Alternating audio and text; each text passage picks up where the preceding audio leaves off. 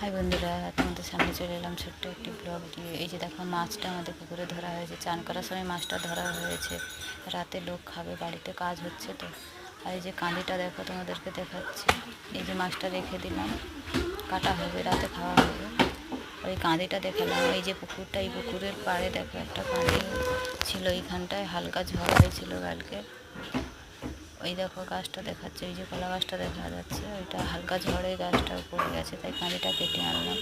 আর এইখানে দেখো পুকুর পাড়ে ঘাটের কাছে দেখো, এই যে একটা জবা ফুলের গাছ দেখো। জবা ফুল গাছটায় দেখো 2 রকম কেমন ফুল ফুটেছে দেখো।